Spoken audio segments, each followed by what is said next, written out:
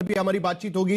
इस चर्चा में हमारे साथ शामिल हो रहे हैं प्रदीप भंडारी, भारतीय जनता पार्टी के प्रवक्ता, अखिलेश प्रताप सिंह, कांग्रेस के प्रवक्ता इस चर्चा में शामिल होंगे। मेजर जनरल संजय मेस्टन, डिफेंस एनालिस्ट भी चर्चा में शामिल हो रहे हैं और अशोक सज्जनहार, पूर्व डिप्लोमेट, वो भी इस चर्चा में शामिल हो रहे हैं। लेकिन जैसे मैंने कहा कि दिल्ली में काफी इस वक्त हलचल है, 4 घटनाएं वहां पर हुई है। राष्ट्रपति को मिल चुके हैं विदेश मंत्री और उसके साथ साथ गृह मंत्री अमित शाह उनको ब्रीफ करने के लिए गए थे। उसके साथ जल शक्ति मंत्रालय की भी बैठक सीआर पाटिल जो मंत्री है उन्होंने बुलाई है।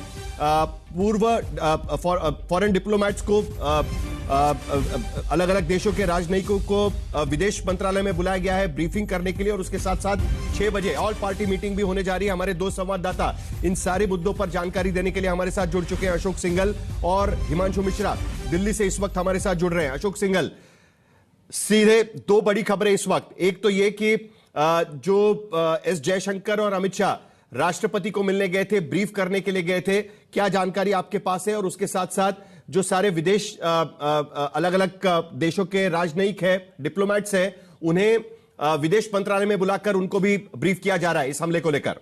अशोक सिंघल।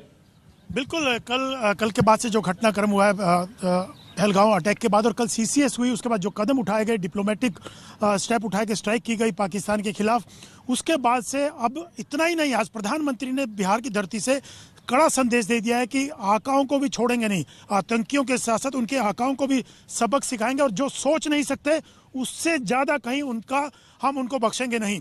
लेकिन दूसरी बात यह कि अब अमित शाह और विदेश मंत्री जयशंकर अभी थोड़ी देर पहले मिलकर निकले हैं राष्ट्रपति से। पूरा घटना के बारे में बताया गया, ब्रीफ किया गया और जो सीसीएस में कदम उठाए गए उन तमाम चीज़ों को लेकर के दोनों मंत्रियों ने राष्ट्रपति को ब्रीफ किया। उधर इनवॉइस से मिल रहे हैं, तमाम इंटरनेशनली पाकिस्तान के खिलाफ जो एक आतंक को लेकर के हमेशा से भारत हर मंच पे ये बात उठाता रहा है कि आतंकवाद को बढ़ावा देता रहा है, वहाँ पे अड्डे हैं आतंकियों के और वहाँ से क्रॉस बॉर्डर टेररिज्म की बात हमेशा उठाई है। तो उसको लेकर के भी इंटरनेशनल समुदाय को भारत जो है एक पाकिस्तान की तरफ राष्ट्रपति को ब्रीफिंग, उसके साथ साथ इंटरनेशनल समुदाय को भी, कम्युनिटी को भी ब्रीफिंग कहीं ना कहीं सरकार की तरफ से की जा रही है। लेकिन उसके साथ साथ जल शक्ति मंत्रालय की भी मीटिंग वहां पर चल रही है, सीआर पाटिल ने बुलाई। और उसके साथ साथ 6 बजे ऑल पार्टी मीटिंग भी बुलाई गई है सरकार की तरफ से। तमाम राजनीतिक पार्टियों को भी ब्रीफ किया जाएगा। हिमांशु मिश्रा, इन 2 खबरों के बारे में, क्योंकि एक बहुत बड़ा फैसला आज तक कभी नहीं हुआ है, भारत ने फैसला लिया है कि आखिरकार सिंधु जल समझौते पर रोक लगा दी गई है। किस तरीके से यह मीटिंग होगी, क्या आगे के कदम किए जाएंगे, क्या जानकारी आपके पास? देखिए, बिल्कुल साहिल, इसमें कोई दो राय नहीं है। 5 स्टेप सीसीएस ने उठाए थे, उनमें से एक सिंधु जल संधि जो है उसको खत्म करने का फैसला हुआ। तो उसको लेकर जो आगे की कार्रवाई है उस पर जो है जल शक्ति मंत्रालय के जो मंत्री हैं सीआर पाटिल, वो बैठक ले रहे हैं और उस बैठक के अंदर तय कर रहे हैं कि किस तरीके से जो है सीसीएस का जो फैसला है उसको लागू करना है। और क्योंकि सिंधु जल संधि के अंदर जो पानी जो है पाकिस्तान जाता है, उसको अगर रोकेंगे तो उसको कैसे भारत के अंदर जो है उसका मैनेजमेंट हो, ये तमाम चीज़ों को लेकर। और साथ साथ ये भी देख रहे हैं कि इस ट्रीटी के अंदर और कोई ऐसा क्लॉज तो नहीं है जिससे इस ट्रीटी को जो है कैंसिल नहीं किया जा सकता। तमाम इश्यूज को खंगालने की कोशिश जो है जल शक्ति मंत्रालय के द्वारा की जा रही है। दूसरी तरफ जो है सभी सर्वदलीय बैठक जो है वो बुलाई गई है। उस सर्वदलीय बैठक के अंदर जो है सरकार बताएगी कि ग्राउंड जीरो पर क्या रिपोर्ट है और किस तरीके से सरकार ने कदम उठाए हैं, सीसीएस के फैसले जो लिए हैं उनको बारे में ब्रीफ किया जाएगा।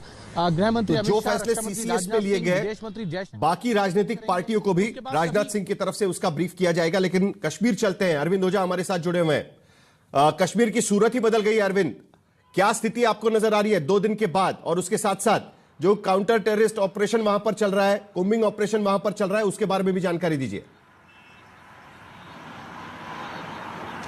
देखिए साहिल, आपने अपनी बात की शुरुआत की थी कि ये सिर्फ ट्रेलर है, क्या फिल्म अभी बाकी है? तो मैं इस बात को कंफर्म कर देता हूं कि ये सिर्फ अभी ट्रेलर है, असली फिल्म बाकी है। अब वो फिल्म कैसी होगी आने वाले वक्त में पता चलेगा। लेकिन हाँ, ग्राउंड जीरो पर जो आतंकवादी हमला हुआ था 22 अप्रैल को, जो कायराना हमला हुआ था निहत्थे सैलानियों पर, उसमें जो शामिल आतंकवादी थे उनकी पहचान कर ली गई है। उसमें ज्यादातर पाकिस्तानी मूल के आतंकवादी हैं, उन पर 20-20 लाख रुपए का इनाम रखा गया है।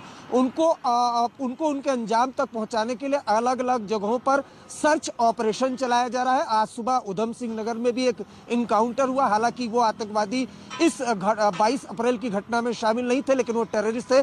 अभी भी वहाँ इनकाउंटर जारी है। उसके अलावा पुलवामा में भी सर्च ऑपरेशन चलाया जा रहा है। और अभी मैं इस वक्त जो मौजूद हूँ वहाँ पर भी एक पूरे कश्मीर में अलग अलग जगहों पर सर्च ऑपरेशन इस वक्त चल रहे हैं। एनआईए से लेकर, आर्मी से लेकर, जम्मू कश्मीर पुलिस और उसके साथ साथ सीआरपीएफ, एक यूनिफाइड ऑपरेशन पूरे कश्मीर में चलाया जा रहा है। उसके साथ साथ दिल्ली में भी काफी सारी हलचलें हो रही है, दिल्ली से लेकर श्रीनगर तक। इस खबर पर हमारी नजर बनी रहेगी। आप सभी का बहुत बहुत शुक्रिया। लेकिन 3 सवाल जो मैंने चर्चा शुरू करने के पहले उठाए थे, उसी को लेकर हमारी चर्चा होने वाली है। इस बार पहली बार डिप्लोमेटिक स्ट्राइक की गई है, कितनी कारगर साबित होगी? क्या डिप्लोमेटिक स्ट्राइक से पाकिस्तान सुधर सकता है, पाकिस्तान को सबक मिल सकता है? दूसरा सवाल कि क्या भारत की आगे की रणनीति किस तरीके से होनी चाहिए? आगे ये ट्रेलर है तो पिक्चर किस तरीके से होनी चाहिए? दूसरा सवाल ये।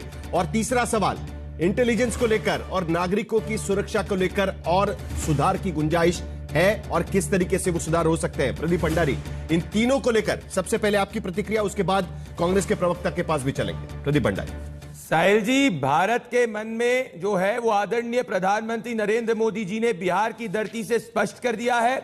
कल्पना भी नहीं कर सकते पाकिस्तान के आका, उससे बियॉन्ड जो है वो जवाब दिया जाएगा। आतंक की एक भी जमीन जो है उसको नहीं छोड़ा जाएगा। और पूरी वर्ल्ड कम्युनिटी को स्पष्ट कर दिया है कि अगर आतंकवादी दुनिया के किसी भी कोने में है, भारत उसको ट्रैक करेगा। तो ये आसिफ मुनीर और पाकिस्तान की आर्मी के जितने भी ये सब के सब लोग हैं, ये आतंकवादियों को बैक करने वाला पूरा डीप स्टेट है। आज लाहौर से लेकर कराची से लेकर इस्लामाबाद में जहां भी आतंकवादी है, आज उसको छोड़ा नहीं जाएगा। यह है भारत की नीति जो प्रधानमंत्री नरेंद्र मोदी जी ने स्पष्ट कर दी है। मैं आपको याद दिलाना चाहूंगा, जब हमास ने इजराइल के ऊपर हमला करा था, कुछ अमन की आशा वाले थे जिनको लग रहा था कि वो ज्यादा एक्सेसिव लिबरलिज्म की बात करेंगे तो उनको छोड़ा जाएगा। ऐसा कुछ नहीं हुआ था। और आज देश के अंदर एकमत है कि ये बात जो है अमन की आशा का नहीं, मुंह तोड़ जवाब देने का है, जिसकी बात प्रधानमंत्री नरेंद्र मोदी जी ने कही है। दुनिया एक समय में ओसामा बिन लादेन का यूएस ऑपरेशन की बात करता था, इजराइल के ऑपरेशन की बात करता था। मैं आपके जरिए आश्वस्त करना चाहता हूं, प्रधानमंत्री नरेंद्र मोदी जी की सरकार जो डिसीजन लेगी आतंकवादी और उनके आकाओं के खिलाफ, भले वो जीएचक्यू में बैठा हो,